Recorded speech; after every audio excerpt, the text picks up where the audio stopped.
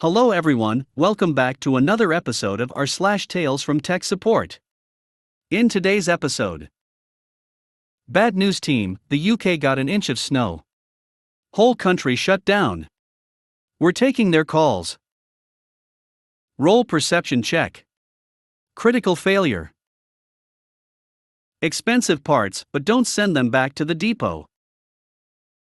Before we get started, make sure to subscribe so you will never miss a video.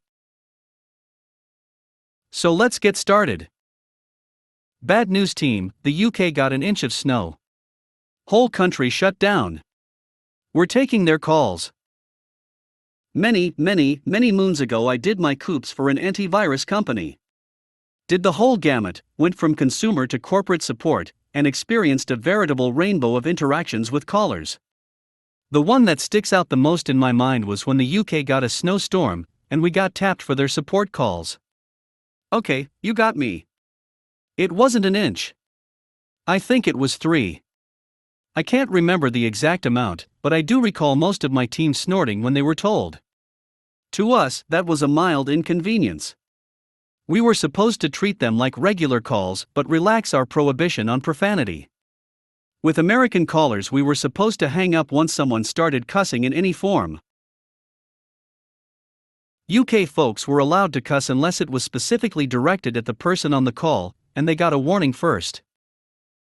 It honestly didn't seem like that big a deal. I mean, they speak English, we speak English, it'll be a fun time with funny accents.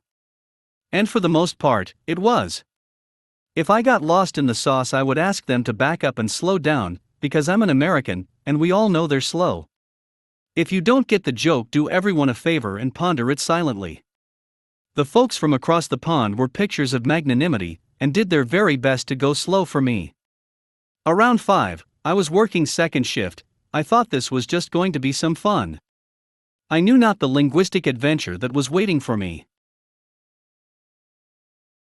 As it so happens, people from the UK are time travelers, so 5 p.m. for me is 10 p.m. for them.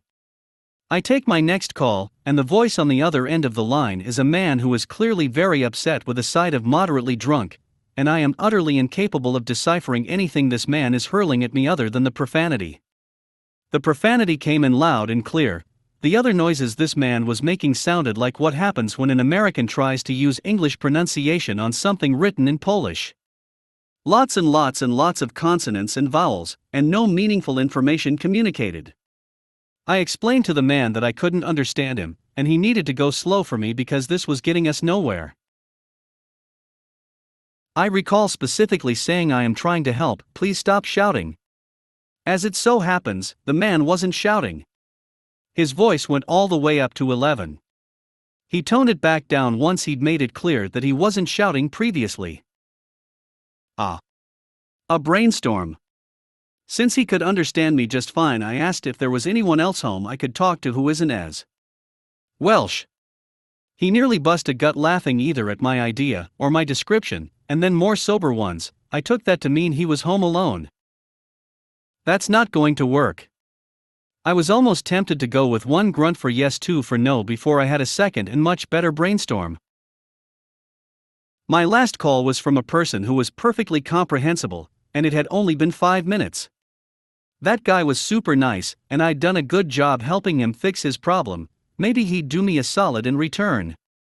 I wasn't sure if that was a kosher thing I could do, so I peeked my head up over the cubicle wall to get my supervisor's attention.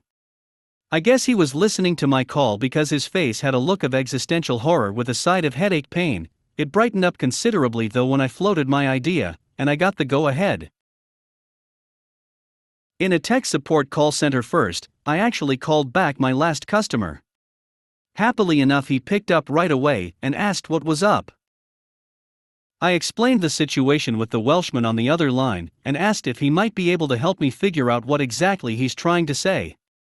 The man has trouble breathing afterwards from laughing so hard and says he's been to Cardiff a time or two and would be delighted to help his poorer relations across the pond.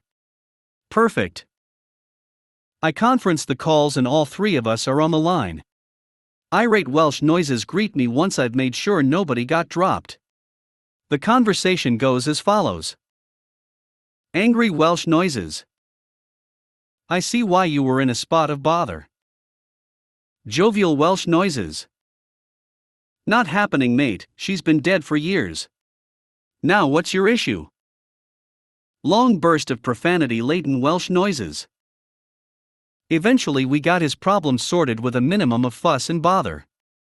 10 minutes later we were sorted, and he had an email address to reach out to if he had further trouble. He was on dial-up and a thin gummy in his software corrupted because 56K dropped packets like they were singles at a strip club. Also couldn't fix the problem whilst on the phone because 56K. I told him I'm not calling a translator again if I can't read his email, and I got a stream of Welsh sounds in return. I knew something was up because I didn't get an immediate translation. All the translator guy relayed from a much longer string of noise. He says he'll do his best.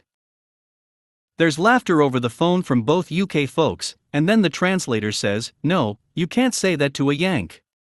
It's different over there. You can insist as much as you like, I'm not passing it on." There's a Welsh annoyed grunt, and then a clicking sound. Translator dude rushed through goodbye noises and accepted my thanks graciously. Pretty sure he rushed off the phone. I did get a gold star, positive remark on performance review, for overcoming a language barrier in an inventive fashion. The Welshman never emailed a follow-up, and to this day I occasionally wonder what could have possibly been that offensive. P.S. I didn't take a dinosaur to work. This wasn't a time when 56K was very commonly encountered. I want to say it was 2009 or 2010. I'm sure someone from the UK remembers the snow holiday and can narrow it down. Role perception check. Critical failure. So, I just read the funniest email about a ticket I had worked on last week. I had a user call in last week saying that her laptop webcam doesn't work in any application. I asked her to try it in Teams and in the Microsoft Camera app. She says she had, and it doesn't work in either. No worries, I'll remote in and take a look. Sure enough, it seems like the computer thinks the camera is working but just seeing black. I asked her if there was a shutter on the camera. No. I asked her if there was anything obstructing the camera. No.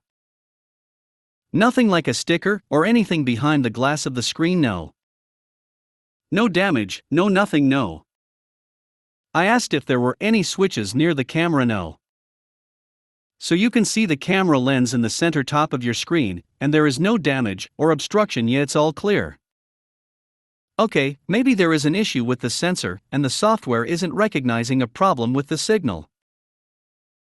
Time to troubleshoot. So I went on to try a bunch of typical solutions, reinstalled the drivers, did Windows updates, tried disabling and re-enabling or removing and reading the camera in Device Manager, tried looking on the Dell site for the latest drivers for the camera. I go as far as to update all the drivers and the BIOS on the computer, nothing is working. I ran the Dell diagnostic tools and it runs through, doesn't seem to attempt to fix anything, just comes up at the end saying failure with a warning exclamation symbol, no error code, no nothing. The Windows hardware diagnostic tells me the camera is fine. I call Dell and tell them we have a device where the camera is not working and nothing I have done seems to fix it. I'm getting an error from the Dell diagnostic, but there is no code or description. We need a technician to come out. They ask me the usual about physical damage, BIOS and driver updates, etc. But they agree we need to send a tech out. I give Dell the client's contact details with the OK from the client so that Dell can organize a warranty visit with the client.